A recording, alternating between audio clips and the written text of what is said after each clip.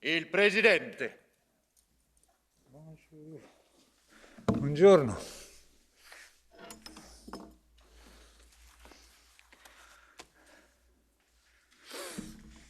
La seduta è ripresa. All'ordine del giorno abbiamo le dichiarazioni del Consiglio e della Commissione. Saluto il Presidente Charles Michel e la Presidente Ursula von der Leyen per essere qui con noi oggi.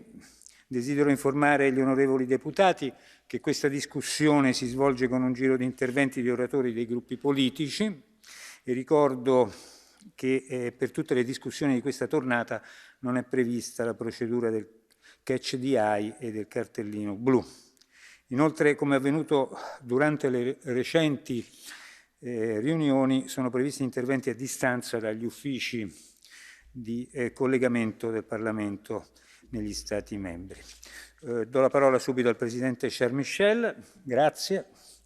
A lei la parola.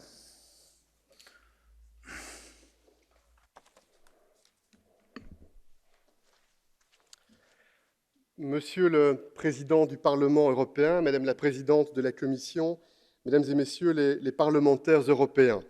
D'abord, je souhaiterais adresser nos plus sincères condoléances aux victimes de ce tragique accident d'autobus qui est intervenu en Bulgarie et exprimer aussi des pensées à l'obtention de la Macédoine du Nord, avec beaucoup de victimes venant de ce pays. Ladies and gentlemen, our last European Council meeting was a very intensive one, where we tackled many of the current pressing challenges. First, we addressed the current spike in energy prices and its impact on families and businesses.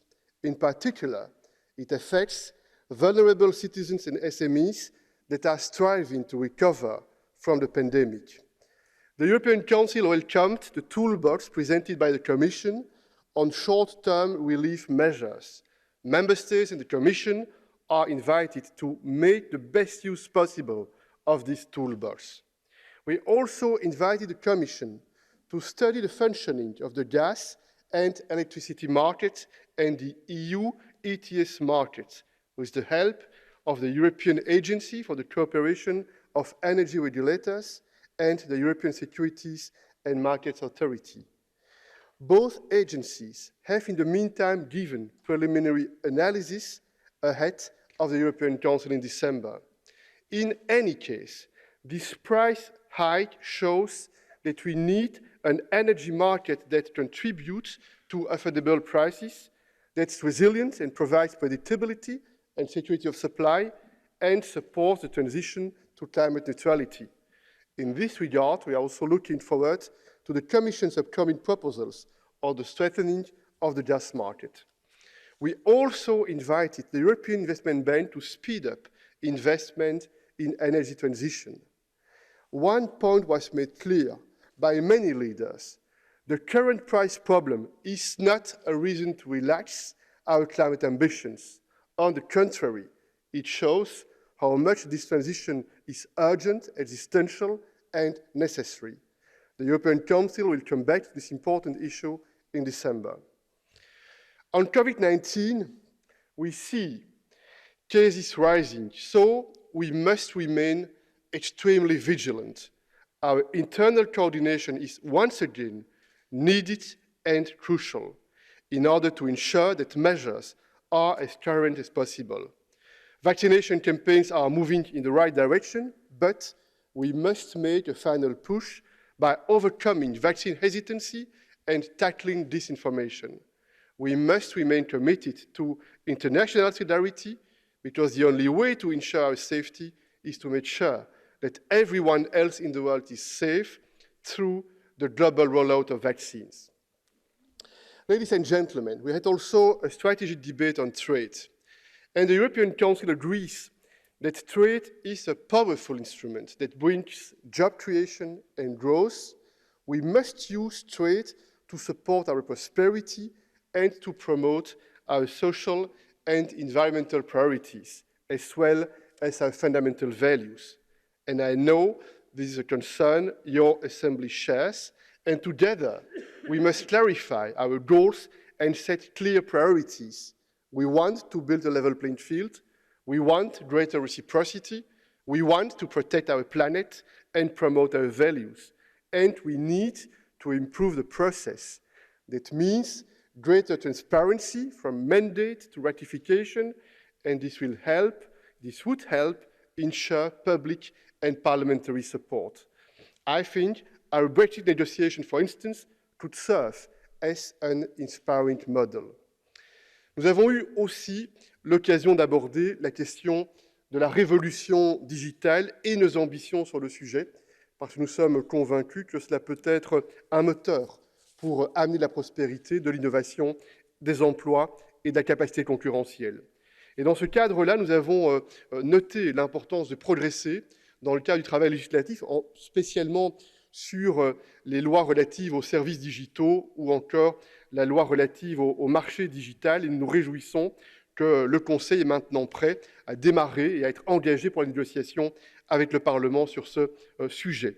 Nous voulons dire aussi le soutien au travail gigantesque qui est mené par la Commission dans ce cadre, et notamment en lien avec l'important sujet des semi-conducteurs.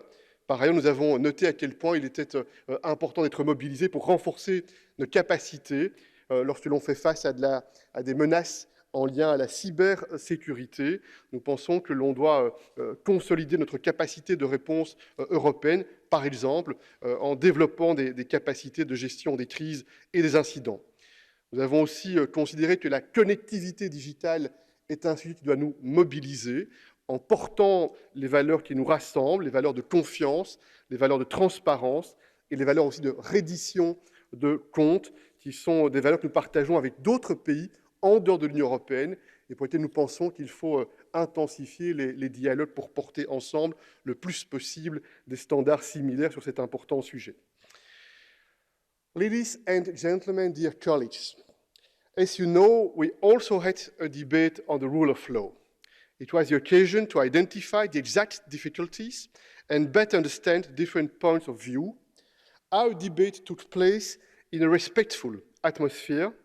The rule of law, including the independence of the judiciary, is fundamental. And on the existing disputes, legal and institutional instruments have already been activated and others could still be triggered. But leaders also agreed that the political dialogue needs to continue in order to find common solutions. Dialogue and respect are also necessary, and we know that sometimes rhetoric can make things more difficult. I hope our debate within the European Council facilitated our common understanding and was a step, I hope a positive step, that would help lead to solutions. We also had a wide-ranging discussion on migration. This is always a difficult issue, but it's imperative to tackle this important challenge. We are determined to fully control our external borders, to prevent illegal migration, to prevent the loss of life, to prevent the exploitation of migrants by smugglers.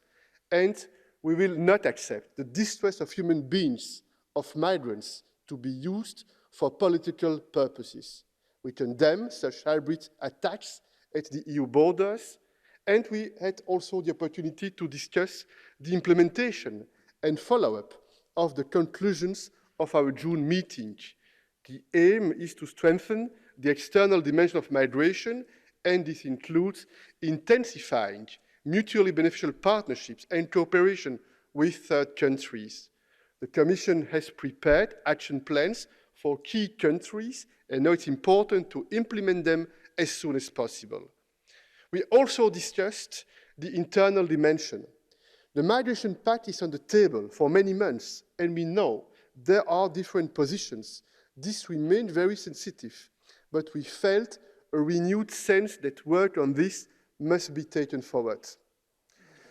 Now, dear colleagues, a few words on the situation at the Belarus border. I visited Poland on the 10th of November, and I expressed the Union's full solidarity with Poland, Lithuania, and Latvia. This is not only an attack on their borders. This is an hybrid attack on our common European borders, and we condemn this attack. We will not allow the Belarus regime to intimidate us and to undermine our values and our unity. Since our European Council meeting, events have continued to unfold. So what have we done to address this crisis, which is also a humanitarian crisis? First, the Foreign Affairs Council adopted an expanded legal basis for sanctions to include additional sectors. One example, the majority of the fleet of Belarus are aircraft leased from EU companies. This will be halted when the decision is taken, which is imminent. Second point, we have also taken concrete action to stop airline companies from carrying migrants to Minsk. My own diplomatic team had productive talks, for example, with the Turkish authorities, but also with other countries, such as the Emirates or Uzbekistan or others. And as a result of our joint efforts, together with the Commission, Turkish Airlines has decided to stop allowing Belarus to effectively funnel migrants to Minsk. They've also stopped issuing one-way tickets to Minsk from Istanbul to the key nationalities concerned. Other companies have taken similar decisions, and Commission Vice President Skinas has traveled to a number of countries in the region, Iraq, Emirates, Turkey, Lebanon. He has successfully obtained their cooperation. I commend his work. I met also, during my visit in Poland, with Prime Minister Morawiecki to assess the situation, to discuss how Poland and the EU can best cooperate, and we had also many contacts with the other EU leaders in the region. The German Chancellor has also called Mr. Putin and Mr. Lukashenko twice to help address the humanitarian crisis. The Belarusian authorities have since adopted a few measures that seem to be more positive, but it's too early to assess whether this will mark a real change in their position. That's why we must remain cautious. Yet some of the most vulnerable migrants have been accommodated in a warehouse, and Belarus has cooperated with Iraq, allowing them to organize a repatriation flight of several hundred Iraqis. We welcome the cooperation with the International Organization for Migration and UNHCR. We call on Belarus to provide both organizations with full access to provide humanitarian assistance and to help organize voluntary returns to the countries of origin. My assessment is twofold. Mon analyse de la situation est double. D'une part, notre unité et les actions conjointes en équipe ont délivré des résultats. Nous avons plus ou moins stoppé les arrivées de migrants vers le Bélarus. Les flux ont été considérablement réduits. Nous n'avons pas été déstabilisés par cette attaque, mais nous devons continuer à être vigilants et continuer à agir.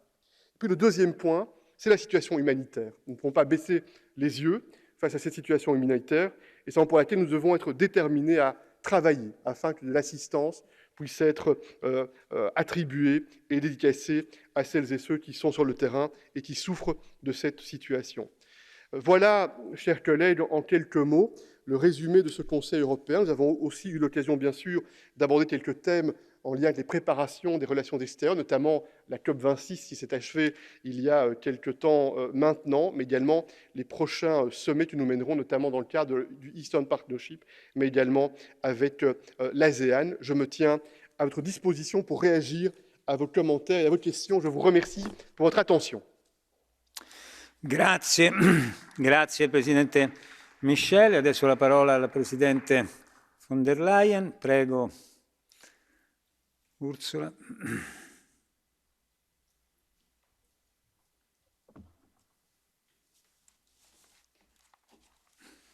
Sehr geehrter Herr Parlamentspräsident, sehr geehrter Ratspräsident, meine sehr geehrten Damen und Herren Abgeordnete, auch ich möchte mein Beileid den Familien der Opfer und den Angehörigen aussprechen bei diesem fürchterlichen Busunglück. Unsere Gedanken sind bei Ihnen.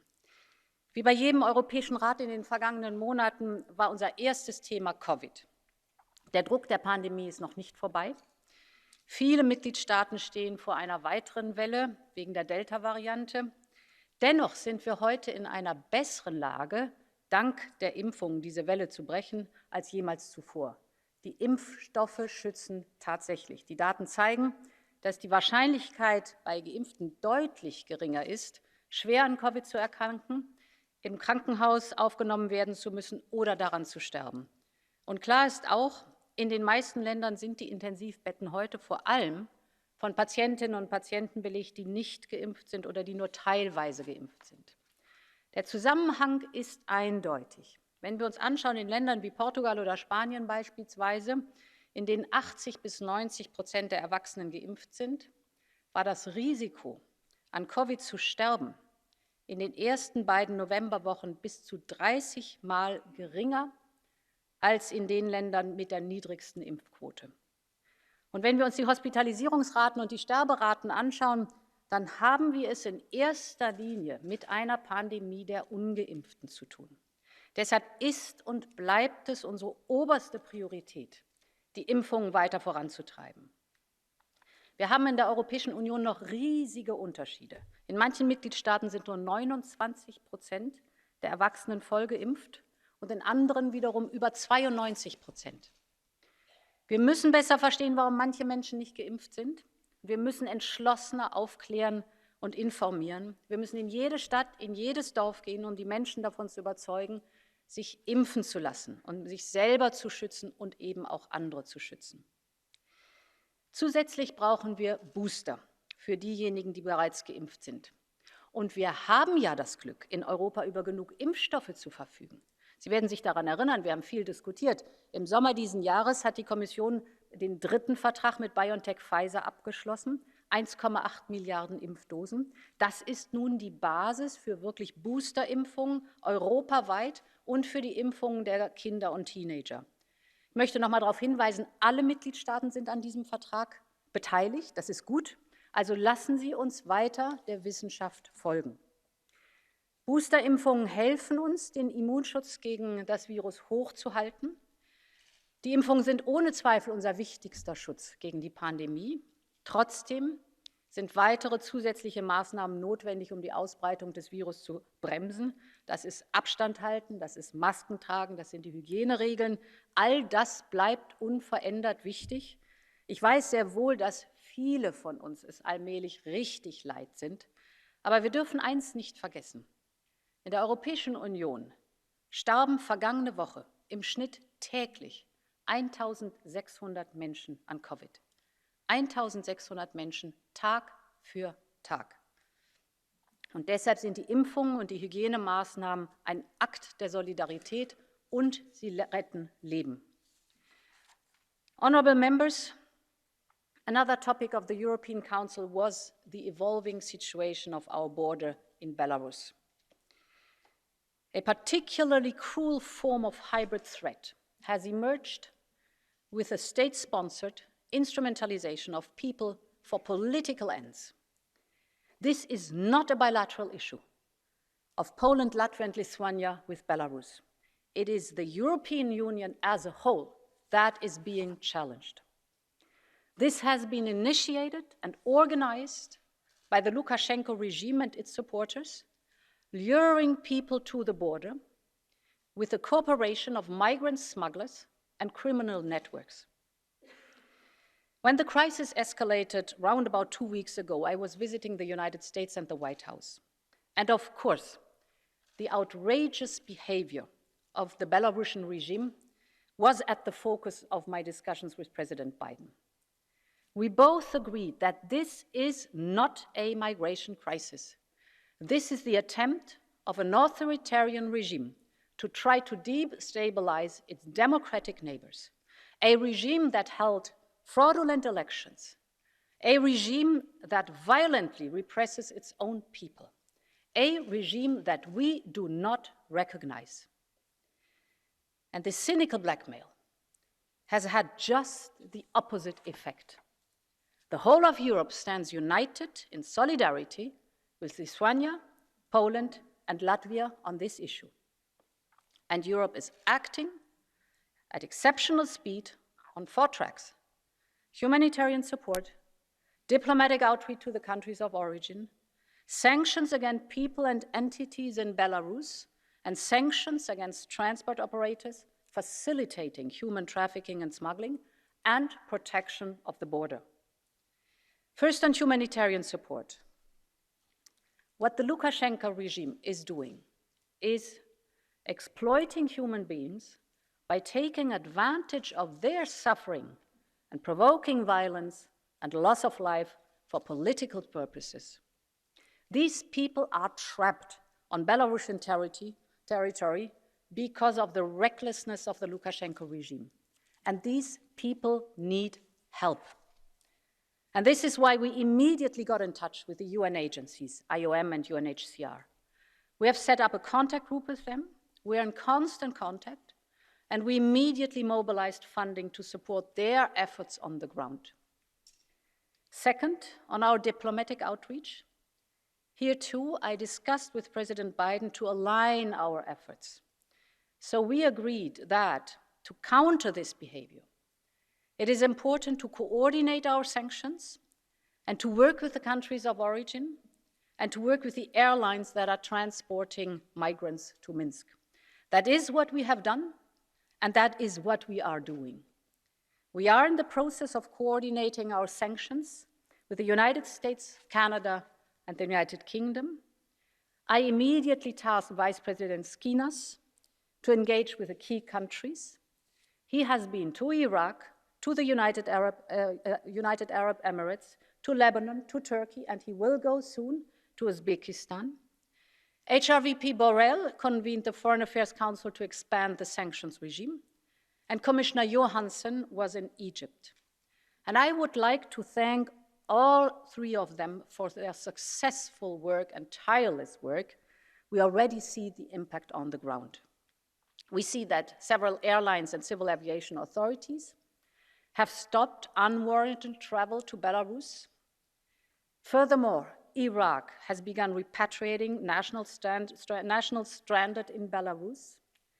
We very much welcome this very good cooperation with Iraq. But more migrants are trapped, and we will work with the UN agencies to facilitate their return home. We will mobilize up to 3.5 million euros to support voluntary returns to Belarus, and our efforts and this outreach will continue. Mon troisième point, les sanctions. La stratégie de la Biélorussie repose très concrètement sur la complicité des voyagistes et de leurs intermédiaires. Il existe en effet des agences de voyage spécialisées qui proposent des offres tout compris, visa, vol, hôtel, et de manière assez cynique, taxis et bus jusqu'à la frontière.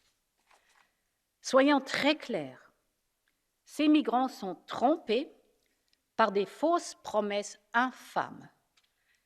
C'est-à-dire, nous devons vraiment lutter contre cela. Et c'est pourquoi nous proposons d'établir une liste noire pour tous les moyens et modes de transport sur la base de la législation internationale sur la traite et le trafic de migrants. La Commission dépose aujourd'hui une proposition législative à cet effet. Cette proposition devra être adoptée en codécision, c'est-à-dire, mesdames et messieurs les députés, je compte sur votre action rapide pour l'adopter au plus vite. Quatrième et dernier point, la gestion des frontières. Notre position a toujours été de soutenir nos États membres situés en première ligne, à l'Est comme au Sud. Car c'est ensemble que nous protégeons nos frontières européennes. Nous déployons à l'heure actuelle d'importants efforts. Dans le nouveau budget européen, 6,4 milliards d'euros sont disponibles pour la gestion des frontières. Nous finançons par exemple des équipements comme les technologies de surveillance électronique, des véhicules de patrouille, des équipements destinés aux gardes frontières ou la construction de points de passage frontaliers, mais aussi des images de satellites ou des infrastructures critiques. C'est le management des frontières qu'on supporte. En outre, Nous dépensons chaque année environ 1 milliard d'euros pour Frontex. Et aujourd'hui, le Collège a décidé de faire encore davantage. Nous proposons de tripler les fonds actuellement affectés à la Lituanie, la Lettonie et la Pologne. Cet ensemble de mesures de sécurité doit permettre de faire face à l'urgence actuelle et souligne notre solidarité avec les États membres situés en première ligne. Honorable members, member states facing such a hybrid attack must be able to respond effectively to the emergency situation they face. At the same time, they need to fully respect fundamental rights and international obligations. Both points are crucial, and we need to find a way to reconcile them. We are therefore working on a proposal for provisional emergency measures in the area of asylum and return based on Article 78(3) of the treaty. The aim is to support member states to set up the right processes, to manage irregular arrivals in a swift and orderly way in line with fundamental rights. Honorable members, last but not least, what is happening at the border with Belarus belongs to a broader context. Recent actions by the Lukashenko regime and its supporters are a determined attempt to create a continuing and protracted crisis. Let me repeat, the European Union does not recognize this regime, which violently represses its own people. These actions are part of a concerted effort to destabilize the European Union and our neighborhood. This includes Ukraine and Moldova in particular. These actions represent a real and present danger to our Union's security. These actions go beyond Belarus. They are testing our resolve and unity. But the European Union has the will, the unity, and the resolve to face this and future crises. And with your support, honorable members, we will withstand the test. And this is why today, more than ever, I say, long live Europe. Thank you. Grazie, Presidente von der Leyen.